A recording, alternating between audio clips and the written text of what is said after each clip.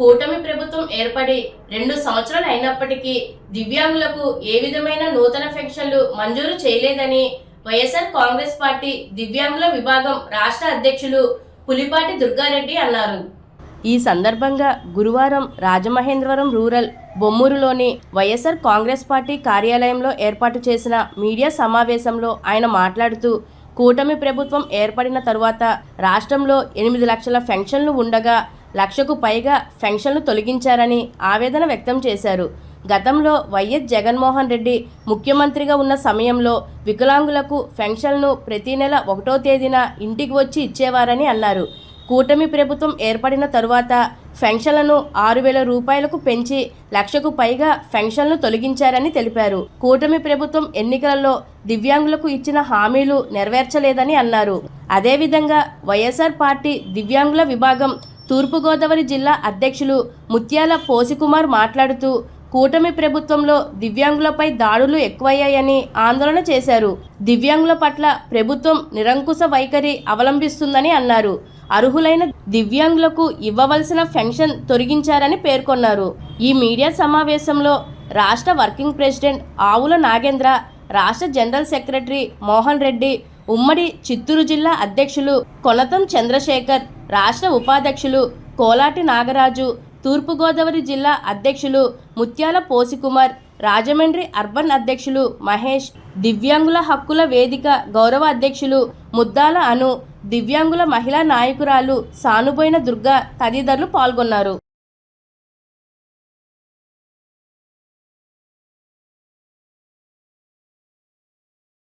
ఈ కూటమి ప్రభుత్వం ఏర్పడి 2 సంవత్సరాలు అవుతున్నా కూడా దరిదాపుగా ఏ ఒక్క కొత్త పెన్షన్ ఇవ్వకపోగా వికలాంగులు ఉన్నటువంటి 8 లక్షల చిల్లర పైగా ఉన్నటువంటి వికలాంగులకి ఈరోజు 1,00,000 చిల్లరకు పైగా రీఎఫికేషన్ పేరుతో నోటీసులు ఇచ్చి వాళ్ళందరినీ అనర్హతగా ప్రకటించినటువంటి ఈ కూటమి ప్రభుత్వం అరాచకాలకి అంతు చెక్కకుండా పోతూ ఉంది. ఈరోజు రాష్ట్ర వ్యాప్తంగా ఏదైతే జరుగుతుందో వికలాంగుల మీద ఉన్నటువంటి వివక్ష, ఈ సదరన్ సర్టిఫికేట్ల రీవెరిఫికేషన్ మీద పెడుతున్నటువంటి అవస్థలు చూస్తూ ఉంటుంటే చాలా బాధాకరంగా ఉంది. గతంలో జగన్మోహన్ రెడ్డి గారు ఎవరైతే వికలాంగులుగా ఉన్నారో వాళ్ళందరికీ కూడా పెన్షన్లు ఇచ్చి ఉదయం 6 గంటలకే వాలంటీర్ చేత ఇంటికి పంపిస్తే, ఈ కూటమి ప్రభుత్వం కళ్ళబొల్లి మాటలన్నీ పెన్షన్లు పెంచుతామని చెప్పి 6,000 చేసి దాన్ని ఈరోజు గడిచిన సంవత్సరం కాలంలో నుంచి అనర్హత పేరుతోటి లక్షల మంది పెన్షన్లు తొలగించే విధంగా కుట్రలు చేస్తుంది. ఏదైతే గత సంవత్సరం ఆగస్టులో వీళ్ళు ఏదైతే నోటిఫికేషన్ ఇచ్చారో ఆగస్టు 25వ తారీఖున రాష్ట్ర వ్యాప్తంగా ఉన్నటువంటి వైఎస్ఆర్సీపీ కాంగ్రెస్ పార్టీ జిల్లా నాయకులు కానివ్వండి, రాష్ట్ర కమిటీ నాయకులు కానీ అందరూ కూడా ధర్నాలు చేస్తే భయపడి పెన్షన్లు నిలుపుదలను ఆపివేసి రీఎఫికేషన్ పెట్టింది.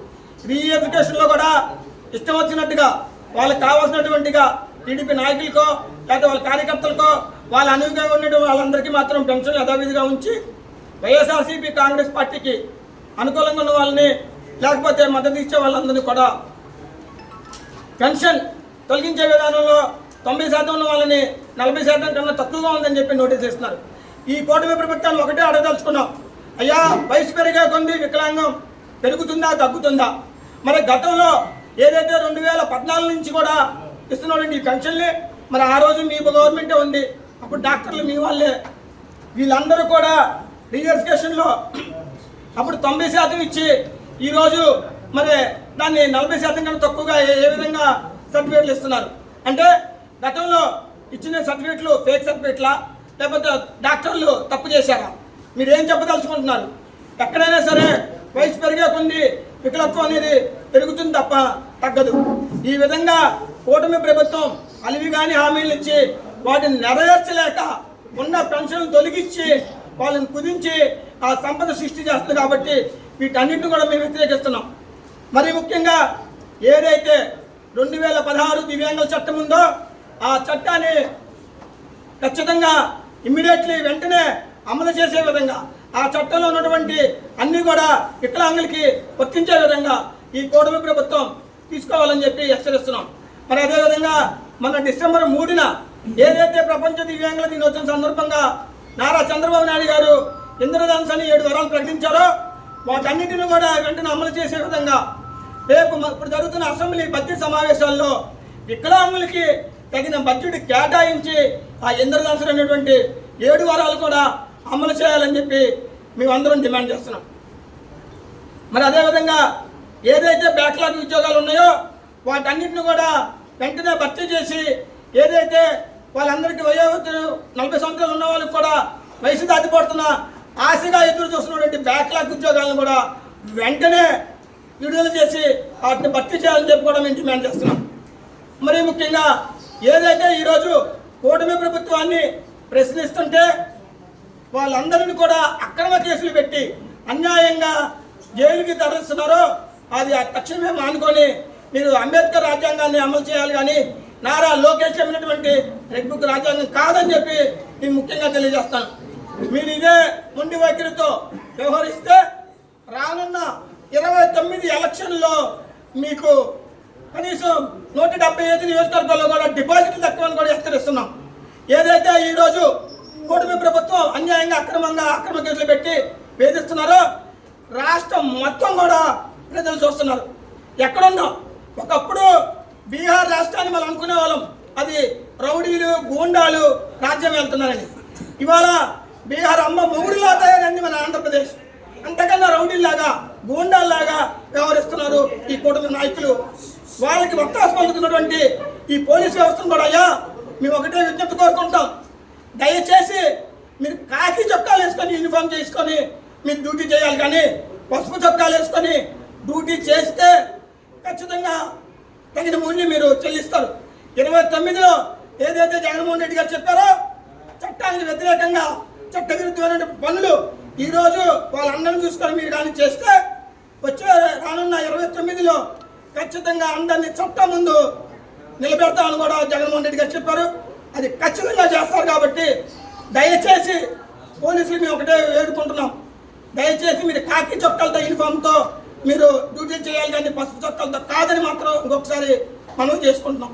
చంద్రబాబు నాయుడు గారు కూటమి ప్రభుత్వం ఏర్పడి 2 సంవత్సరాలు కావస్తున్నా నేటికి ఒక్క దివ్యాంగ పెన్షన్ కూడా మంజూరు కాలేదు. అలాగే ఇటీవల కాలంలో దివ్యాంగులపై దాడులు ఎక్కువైపోయినాయి. ఒక చోట అయితే దివ్యాంగురాలు పెన్షన్ కూడా ఒక ఎమ్మెల్యే తొలగించే పరిస్థితి, డైరెక్ట్గా లెటర్ ఇచ్చి మరి దివ్యాంగురాలకు పెన్షన్ తొలగించని చెప్పి పక్క నియోజకవర్గం అనుమతిలో జరుగుతున్నాయి.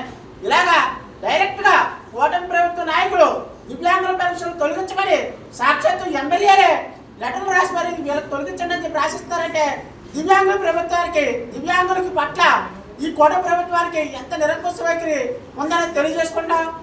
అయ్యా చంద్రబాబు నాయుడు గారు, మీకు 21 రకాలైనటువంటి దివ్యాంగుల చట్టం ప్రకారం 21 రకాలైనటువంటి అవయవాల లోపం వాళ్ళందరూ కూడా వికలాంగుల చట్టం ప్రకారం వికలాంగులకు వస్తారంటే అందులో బొల్లు కూడా ఉంది సార్. అలాగైతే మీరు మా వికలాంగుడే అయినా సరే సాటి వికలాంగుల పట్ల మీకు ఎంత కక్ష తెలియదు మేము ఈ రోజు మేము తెలియజేసుకుంటాం సార్. ఈ కక్ష ధోరణి మార్చకపోతే భవిష్యత్తులో వైఎస్ఆర్ కాంగ్రెస్ పార్టీ తరఫున ఎటువంటి ఉద్యమాలకైనా సరే మేమందరం కూడా సిద్ధంగా ఉంటామని తెలియజేసుకుంటాం సార్. అలాగే మానసిక వికలాంగులకి ఈ కూటమి ప్రభుత్వం వచ్చాక సదరన్ సర్టిఫికెట్లో చాలా శాతాన్ని తగ్గించడమే కాకుండా వాళ్ళకి టెంపరీ సర్టిఫికెట్లు ఇస్తారు సార్. మానసిక వికలాంగత్వం పిచ్ అనేది అసలు తగ్గి ఇదే కాదు సార్. అది మీరు డాక్టర్లు అడిగినా సరే మీ సెక్రటరీలు అడిగినా సరే అది తెలుసుకొని సాటి వికలాంగుల పట్ల మీరు దయ చూపించి దివ్యాంగుల పెన్షన్లు మంజూరు చేసి దివ్యాంగుల చట్టం 2016 చట్టం ప్రకారం ఈ వికలాంగుల సర్టిఫికెట్లు దొరికిస్తున్న డాక్టర్లపై 922A కట్టి సెక్షన్ 922A ప్రకారం వాళ్ళని 6 నెలల నుంచి 2 సంవత్సరాల వరకు కఠిన కారాగార శిక్ష డాక్టర్లు విధించమని తెలియజేసుకుంటూ వైఎస్ఆర్ కాంగ్రెస్ పార్టీ వికలాంగుల సంఘ అధ్యక్షులుగా వైఎస్ఆర్ కాంగ్రెస్ పార్టీ ఇచ్చే ప్రతి ఉద్యమాన్ని ప్రజల్లోకి తీసుకెళ్లి ప్రజల తరఫున పోరాడుతూ